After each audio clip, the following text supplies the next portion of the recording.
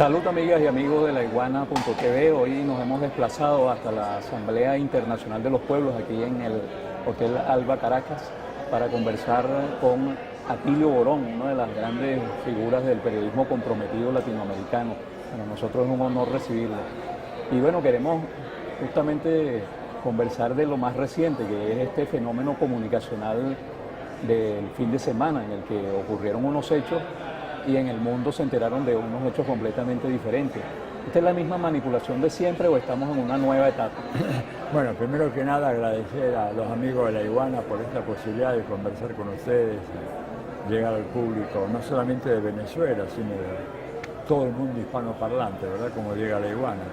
Y en segundo lugar decirte de que creo que ha habido una escalada, que hoy en día, digamos, la utilización sistemática de la mentira, no solamente que se ha generalizado y se ha extendido mucho más que antes, sino que ha sido perfeccionada cualitativamente, porque hoy se dispone de ciertos recursos, ¿verdad? Entre ellos lo que se da en llamar el neuromarketing, ¿verdad? Que hace posible que tú puedas meter mensajes en la cabeza de la gente, en la conciencia de la gente, a través de mecanismos que no son los tradicionales que se utilizaban en las técnicas de propaganda hasta hace apenas 15 o 20 años atrás.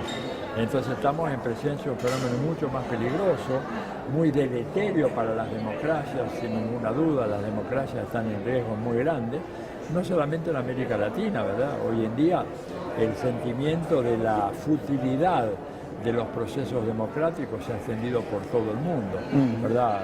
Poca gente ya cree en que la democracia es un sistema político que funciona en beneficio de las grandes mayorías nacionales, sino que la respuesta convencional que te dan numerosas encuestas es que la democracia ha servido o sirve esencialmente para favorecer a los grandes intereses corporativos y las minorías. Y en gran parte todo eso se debe a que, bueno, la proliferación de estas fake news, que son tan importantes en la manipulación de la opinión pública, también encuentra su techo, su límite.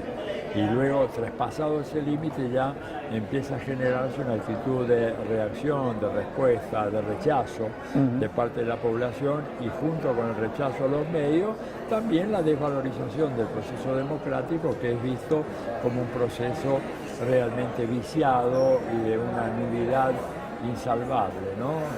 Y eso lo estamos viendo hoy en Europa, en Estados Unidos, como también lo vemos reflejado, por ejemplo, en uno de los países donde aparece como el ejemplo más perfeccionado de democracia en América Latina, que es Chile, en donde menos de la mitad de la población va a votar, porque el resto siente un profundo rechazo por la democracia, o si no la rechaza, la considera simplemente una institución o un sistema de gobierno que realmente no tiene ninguna importancia a la hora de resolver los problemas de la gente común y corriente. No, fíjese, nosotros en Venezuela vivimos en el año 2002 un golpe de Estado en el que estaban los medios de comunicación oligopólicos, los grandes medios tradicionales. En estos últimos acontecimientos, los más recientes, sobre todo desde enero para acá, han estado involucrados más que nada los medios globales, los medios los grandes diarios, pero internacionales, y unos nuevos medios, portales, etcétera, que se han presentado como de periodismo independiente, pero que están actuando exactamente igual que los grandes medios. ¿Cómo le parece eso? Mira, me parece que lo que ha habido es un proceso enorme de concentración oligopólica a nivel mundial, ¿verdad? Y si en el 2002 tenías en Venezuela una serie de medios autónomos, etcétera, bueno, hoy en día esos medios han pasado a ser articulados, sometidos, subordinados a las grandes corporaciones que dominan el flujo de comunicaciones a nivel mundial. Y esto evidentemente se refleja también en, las redes sociales, en donde hay también un control político muy marcado, ¿verdad? Yo, por ejemplo, hace muchos años soy un usuario de Facebook, pero cada vez que yo me paso una cierta raya en mi crítica al imperialismo norteamericano, quedo fuera de Facebook por una semana y no tengo manera de que me repongan la autorización. O sea, me sacan una tarjeta roja, me expulsan por una semana, 6 días, 5 días, pero normalmente una semana y sin derecho a patadeo. ¿Por qué? Bueno, porque la red tiene una función política, ¿no es cierto? No es totalmente neutra, te permite decir cosas, por supuesto hay que decirla con cierta sutileza, pero lo cierto es que ahí también se nota la presencia del gran poder corporativo. Hoy en día la empresa más grande del mundo, ¿verdad? Ahora que el país más grande del mundo es Facebook, que tiene más de 2.000 millones de usuarios, tiene casi 600 millones, 700 millones más de población que la China. Bueno, es un poder económico fabuloso, fenomenal. Claro. Ahora, pareciera que también las audiencias están absolutamente convencidas de creer solo en la verdad que coincida con sus creencias. Eso sí, claro. Fíjate que en ese sentido, bueno, por eso el perfeccionamiento de la técnica de las fake news ha ido en esa dirección. A la gente decirle lo que la gente quiere escuchar, pero sobre todo lo que quiere escuchar apelando a los peores instintos, a las peores creencias, a aquel núcleo más irracional, bárbaro, primario, primitivo, que anida en todo ser humano, y a partir de ahí exacerbar eso y entonces generar el odio a lo diferente, a lo distinto, el odio a los homosexuales, a las lesbianas, a las minorías étnicas, a los indios, a los comunistas, a los gitanos. Digo, esto ha sido la historia de los últimos tiempos, pero vuelvo a repetirte, ahora la escala es mucho mayor y la profundidad tecnológica que se ha adquirido hace el fenómeno este mucho más virulento y mucho más... Mira, ¿cómo puedes explicarte tú que un sector importante de la izquierda chilena haya salido hace cosa de una semana con una declaración espectacular diciendo que Maduro es un dictador? Gente de Chile, que han vivido en Chile, claro, nacieron después de que vino la democracia. Entonces yo les tuve que recordar lo que era la dictadura de Pinochet y lo que es el gobierno de Nicolás Maduro. Las diferencias, pero esenciales que existen entre uno y otro, ¿verdad? Y que en este caso te permiten que, por ejemplo, tú puedas tener un monigote como este Juan Guaidó, entrando y saliendo del país, teniendo reuniones, dando conferencias públicas, reuniéndose con intelectuales venezolanos, sin que le pase absolutamente nada. Y yo les decía, en Chile, aquel que se hubiera atrevido a hacer algo, no igual, mucho menor, no digo proclamarse presidente, simplemente tener una reunión con intelectuales para conspirar contra el régimen de Pinochet, hubiera sido encarcelado, torturado y lo más probable es que lo hubieran matado. Sí. Y sin embargo para ellos llegaron a decir Maduro y Pinochet son lo mismo, ¿verdad? Y después la infame hija de don Salvador Allende,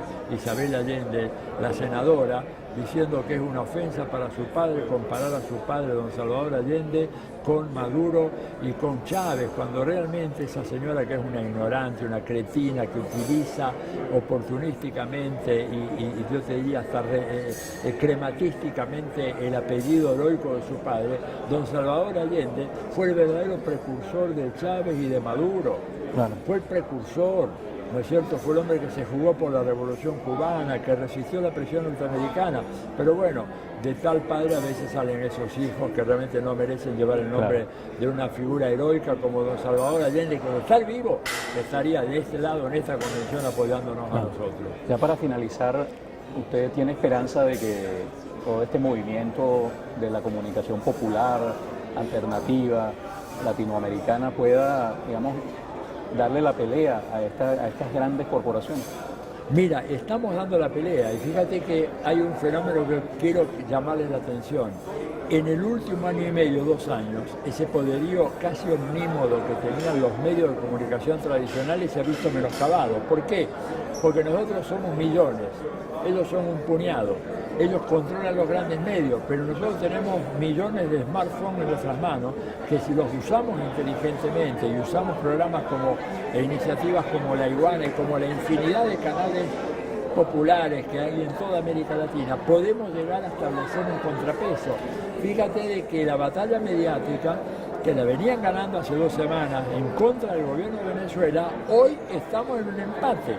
Y eso se debe básicamente a la obra de gente como ustedes y todos estos canales populares que hay por acá y lo que estamos haciendo miles de personas de izquierda que tuiteamos, metemos en Facebook, en Instagram, en todo eso, diciendo nuestras verdades. Te cuento y cierro esto.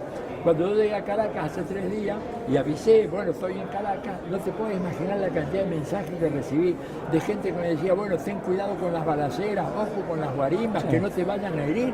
Dije, ¿pero de qué están hablando? Caracas está como todos los días. Entonces, ¿sabes lo que hice? Simplemente salí a recorrer la ciudad por algunos sectores, saqué como 30, 40 fotos, las mandé y la gente se quedó estupefacta. Decía, ¿pero cómo es eso? Digo, bueno, pues te están engañando. Esto es lo que es Caracas. Claro. Eso, esa imagen de que Caracas es una especie de Alepo, ¿verdad? Sí. Entrando ISIS, el Estado Islámico, degollando gente o que barricadas que digo, no existe eso. Puede haber algún incidente en la frontera, le digo yo, es posible porque el gobierno de Estados Unidos quiere que haya unos cuantos muertos en la frontera, no lo han logrado hasta ahora, pero Caracas se desenvuelve con total normalidad.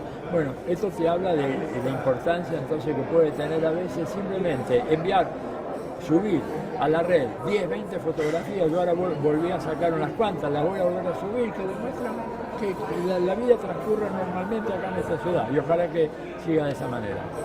Bueno, le damos las gracias en nombre de la Iguana Televisión a Atilio Borón por haber estado con nosotros y también al equipo técnico que nos asistió aquí en la Asamblea Internacional de los Pueblos en el Alba Caracas.